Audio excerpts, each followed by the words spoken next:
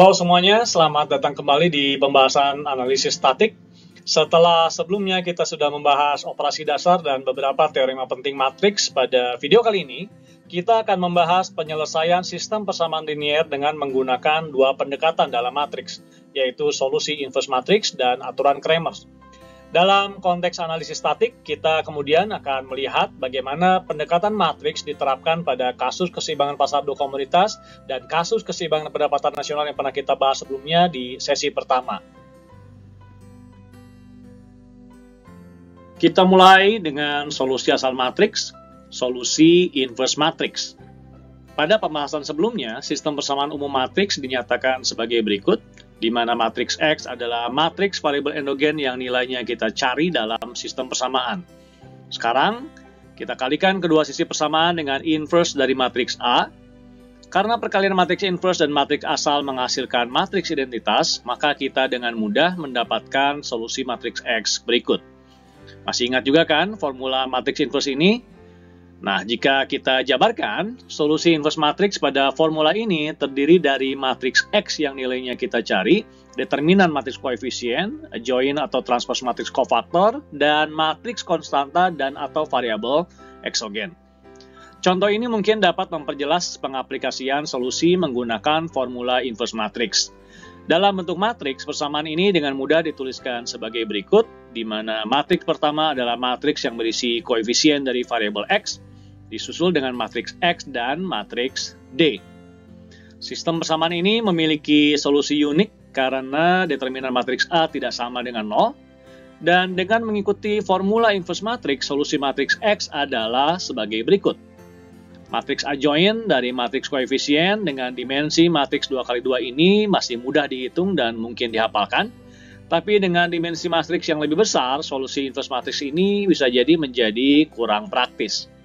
Kembali ke perhitungan, ini adalah hasil perhitungan determinan dan perkalian matriks adjoint dengan matriks D, sehingga didapatkan nilai X1 dan X2 masing-masing sebesar 5 dan 10.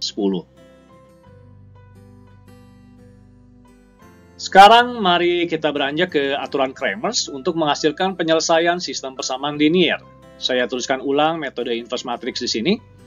Jika formula inverse matriks ini saya jabarkan, misalnya dengan 3 variabel endogen X1, X2, dan X3, maka inilah hasilnya.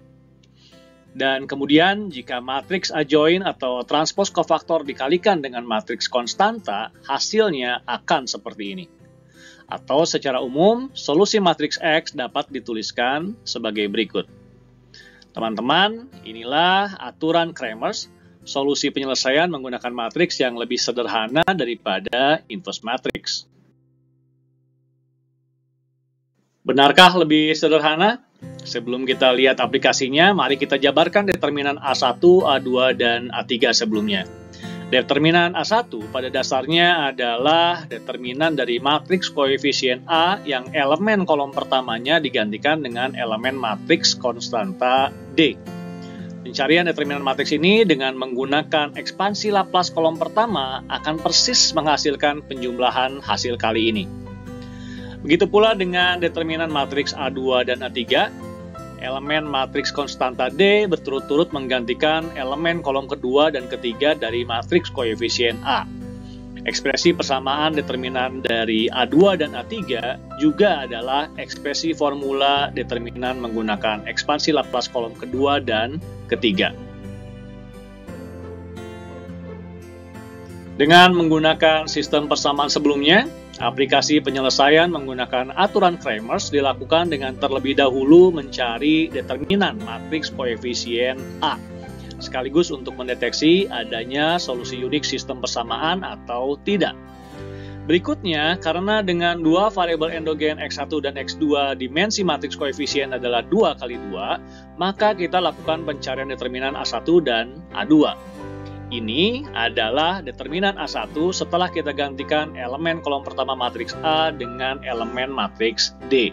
Dan ini adalah determinan A2 setelah kita gantikan elemen kolom kedua matriks A dengan elemen matriks D. Kita masukkan seluruh hasilnya ke dalam formula aturan Cramer, maka hasilnya adalah X1 dan X2 berturut-turut sama dengan 5 dan 10. Terlihat lebih sederhana? Belum? Baik, kita coba aplikasikan aturan Cramer ini ke dua kasus analisis statik di video pertama ya. Ini adalah kasus analisis statik di pasar dua komoditas kita sebelumnya. Kondisi keseimbangan di pasar barang 1 dan 2 menghasilkan dua persamaan ini. Dan berdasarkan kedua persamaan ini, kita coba cari penyelesaian tingkat keseimbangan harga di kedua pasar, yaitu P1 dan P2. Ini adalah sistem persamaan dalam bentuk matriks. Seperti pada contoh sebelumnya, kita cari determinan A atau determinan matriks koefisien sekaligus untuk mendeteksi adanya solusi unik dalam sistem persamaan. Berikutnya, kita coba cari determinan A1 dan A2. Dan ini adalah hasil perhitungannya. Terakhir, nilai P1 dan P2 dalam keseimbangan kedua pasar dihasilkan dari perhitungan aturan Cramer berikut. Hasilnya, P1 dan P2 sama-sama sebesar 60. Dan dengan substitusi biasa, keseimbangan jumlah barang 1 dan 2 di pasar juga dapat dengan mudah didapatkan. Dan ini adalah kasus analisis statik pada kasus keseimbangan pendapatan nasional. Kita sudah bahas di video sebelumnya bagaimana sistem persamaan ini dikonversikan ke dalam sistem persamaan matriks. Dimulai dari menemukan variabel endogen, dalam hal ini Y, C, dan T adalah variabel yang nilainya kita cari dalam kondisi keseimbangan. Berikutnya kita letakkan secara berurutan seluruh variabel endogen di sebelah kiri setiap persamaan seperti ini. Sehingga dengan mudah kemudian kita bisa menyusun sistem persamaan matriks lengkap yang terdiri dari matriks koefisien, matriks variabel endogen, dan matriks konstanta dan atau variabel eksogen. Nah, jika diketahui kembali nilai-nilai variabel eksogen dan konstanta sebagai berikut, maka sistem persamaan matriks bisa dinyatakan seperti ini. Kita kembali mencari determinan A dan menemukan bahwa solusi sistem persamaan ini unik. Kemudian, elemen kolom 1, 2, dan 3 berturut-turut kita ganti dengan elemen matriks variabel eksogen dan atau konstanta untuk menghasilkan determinan A1, A2, dan A3. Terakhir, dengan hasil yang didapatkan, kita dengan mudah bisa menemukan nilai keseimbangan pendapatan nasional, konsumsi rumah tangga, dan pajak menggunakan formula aturan Cramer berikut.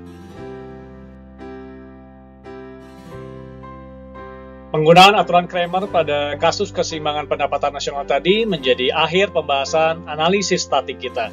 Semoga bisa dipahami dengan baik. Kita sejauh ini sudah melakukan analisis statik dengan menggunakan dua pendekatan, yaitu pendekatan substitusi, eliminasi, dan grafis, serta pendekatan matriks.